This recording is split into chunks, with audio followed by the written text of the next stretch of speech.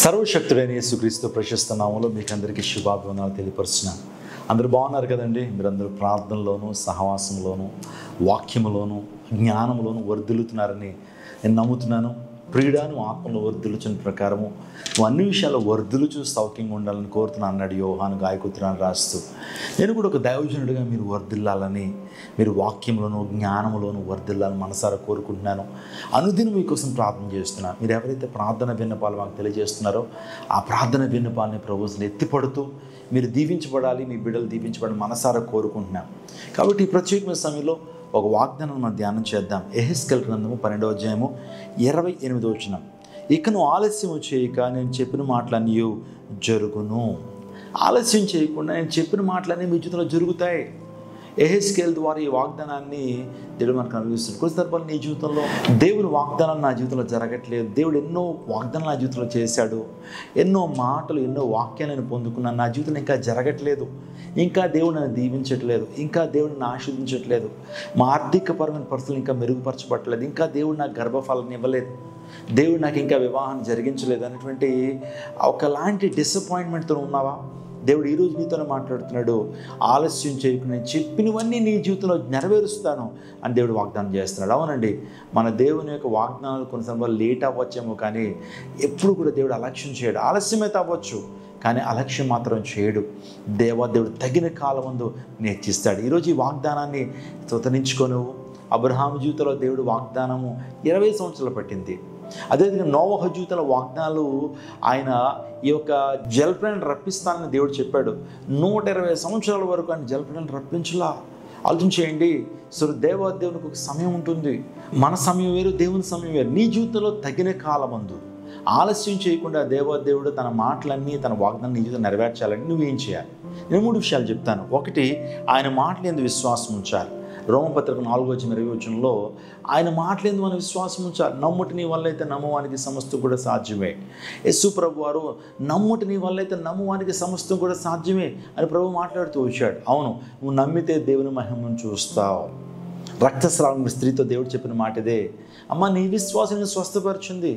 నీ జీవితంలో దేవుని విశ్వాసం, దేవుని నిరీక్షణ నీ జీవితంలో ఆలస్యం చేయకుండా దేవుని కార్యం నీ జీవితంలో జరగడానికి దోహదపడుతుంది. రెండోదిగా, పూర్ణ హృదయముతో హృదయపూర్వకంగా ఆయన అనుసరించాలి.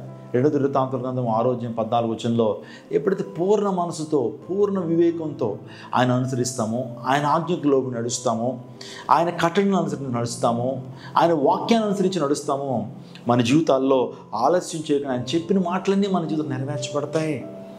ఎవరైతే దేవుని మాటల మీద తమ జీవితాన్ని కట్టుకుంటారో, అంటే వాక్యం మీద తన జీవితాన్ని కట్టుకుంటారో, బండ మీద తమ ఇంటిని కట్టుకున్నటువంటి బుద్ధిమంతులకు పోలినటువంటి వారిని యేసు ప్రభు వారు కొండ మీద ప్రసంగంలో అని చెప్పారు. నా ప్రియ దైవజన, నీ జీవితంలో ఆలస్యం కాకుండా ఆయన వాగ్దానం జీవితం నెరవేర్చాలంటే హృదయపూర్వకంగా ప్రభువుని కనపరచు. మూడోదిగా, మంచి భక్తిని కలిగి జీవించాలండి. నిజంగా భక్తి అంటే యాకోబు భక్తుడి ద్వారా నిర్వచనం ఇవ్వబడింది కదా. దిక్కులేని పిల్లలను, విధవరాలను వారి ఇబ్బందులు పరామర్శించు, ఏహలోక మాలిని అంటించుకోకుండా బ్రతకాలి. భక్తి చేయాలంటే ప్రార్థనా జీవితాన్ని కలిగి ఉండాలి. నమ్మకంగా దేవుణ్ణి వెంబడించాలి. ఒక అపోస్తలు బోధ కలిగిన మందిరానికి వెళ్ళాలి, తెరల సంఘాలకు కాదండి. ఈరోజున దేవుని యొక్క మందిరానికి వెళ్ళాలి. దేవుని సేవకుడితో సహవాసం నీకు ఉండాలి. దేవుని సేవకుడితో ఒక చక్కటి సంబంధాన్ని కలిగి ఉండాలి. You have to make an intimate relationship with almighty God. దేవునితో ఒక వ్యక్తిగత సంబంధాన్ని కలిగి ఉన్నప్పుడు, భక్తి నువ్వు చేసినప్పుడు, అందులో బట్టే నీ భక్తి నీకు ధైర్యం పుట్టింపదా.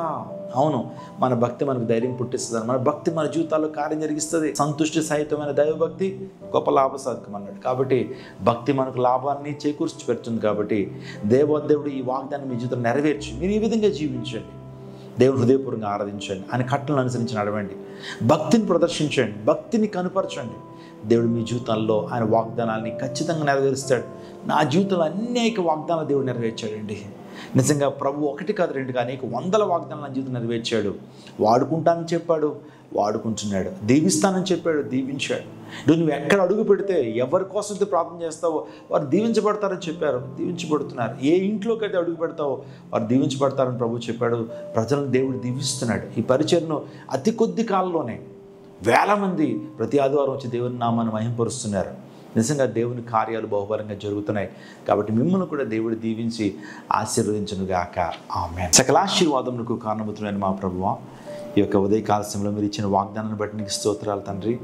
ఆలస్యం చేయకుండా నేను చెప్పిన మాటలు అన్నీ నెరవేర్చబడతాయని వాగ్దానం చేస్తున్నారు. ఆలస్యం అవుతుందని మన జీవితాల్లో కొన్ని సందర్భాల్లో బాధ, నిట్టూర్పులు ఉన్నాయి. ప్రభు నీ యందు విశ్వాసం ఉంచినట్టు ప్రభు చూపించండి. ఎవరైతే ప్రాణారోగ్యంతో ఉన్నారో, అపవాదాలతో ఉన్నారో, నిందల అవమానాలతో ఉన్నారో, ఉద్యోగాలు లేకున్నారో, ప్రభు నూతన గృహాలు కట్టుకోవాలని ఆశపడుతున్నారు, వీరి ప్రార్థనలు నువ్వు అంగీకరించి గొప్ప జవాబును వారికి అనుభవించుకుని వేడుకొంటున్నాను. ఈరోజు పుట్టినరోజు జరుపుకున్న వారి జీవితాల్లో కార్యం జరిగించండి తండ్రి. సంవత్సరం దయాకిరీటం ధైర్యం చేయండి. వివాహ వార్షికోత్సవాలు జరుపుకున్న వారి జీవితాల్లో ప్రభు మీరు కార్యసిద్ధిని కలుగు చేయండి. వారి వైవాహిక జీవితాన్ని బిడ్డలను అనుభవించి, గర్భఫలం లేనటువంటి వారి గర్భఫలమును, వివాహం లేకుండా ఇంకా ఏకాంగంగా ఉన్నటువంటి వారి జీవితాల్లో సంసారాలుగా వారిచే అద్భుతాలు జరిగించండి. క్రైస్ట్ టెంపుల్ పరిచయను దీవించండి తండ్రి. ఆయన నూతన మందిర నిర్మాణం కోసం ప్రార్థన చేస్తున్నాం. ద్వారాలు తెరవండి. సమస్త మహిమ ఘనత ప్రభావానికి ఆరోపిస్తూ యేసు శక్తి కలిగిన నామములో అడిగి వేడుకొంచున్నాము తండ్రి. ఆమేన్. దేవుడు మిమ్మల్ని మీ కుటుంబాన్ని దీవించును గాక. ప్రతి ఆదివారం క్రైస్ట్ టెంపుల్ అనే జీవంగల దేవుని సంఘం 4 ఆరాధనలు జరుగుతున్నాయి. ఆన్లైన్లో కూడా మీరు వీక్షించండి. దేవుని యొక్క దీవెనలు ఆశీర్వాదాలు పొందుకుంటారు. నూతన మందిర నిర్మాణం కోసం ప్రార్థన చేయండి. సెప్టెంబర్ నుంచి ప్రారంభించాలనుకుంటున్నాం కాబట్టి ప్రార్థన చేయాల్సిందిగా మనం చేస్తున్నాను. God bless you. God bless our India. అందరికీ శుభవార్త. ప్రతి ఆదివారం 10,000 మంది ఒక చోట చేరి దేవుణ్ణి ఆరాధిస్తున్న జీవంగల దేవుని సంఘం. స్వస్థత, విడుదల, అభిషేకం పొందాలనుకుంటున్నారా? దురాత్మ శక్తుల నుంచి విడుదల కావాలా? ఆర్థిక ఇబ్బందుల నుంచి విడుదల కావాలా? సంతానలేమితో బాధపడుతున్నారా? కుటుంబ సంక్షేమం కొరకు ప్రత్యేక ప్రార్థనలు కోరుకుంటున్నారా? శాంతి లేక ఆత్మహత్య చేసుకోవాలనుకుంటున్నారా? నిజమైన ఖచ్చితమైన వాక్యం చేత బలపడాలని ఆశిస్తున్నట్టయితే రండి. క్రైస్ట్ టెంపుల్ మీ కొరకే.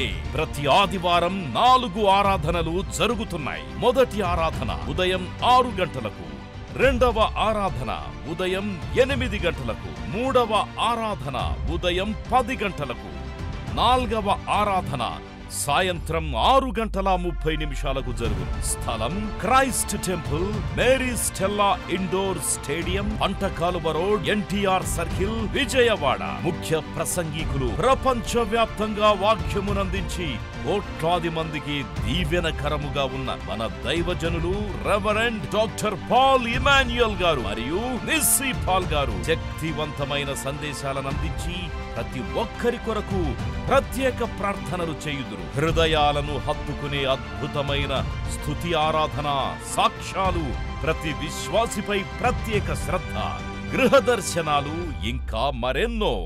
ప్రతి ఆరాధనలో 1000 మంది ప్రజలు పాల్గొంటూ ఆత్మీయముగా బలపడుచున్నారు. పాటలు, ఆరాధన, వర్తమానముల ద్వారా దేవుని ఆత్మీయ కార్యములు అనేకులు పొందుకుంటున్నారు.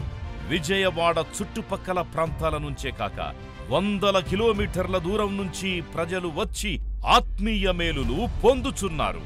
ప్రతి ఆదివారం హోలీ కమ్యూనియన్ సర్వీస్. దూర ప్రాంతము నుండి వచ్చు వారికి ప్రేమ విందు కలదు. కుటుంబాలతో రండి.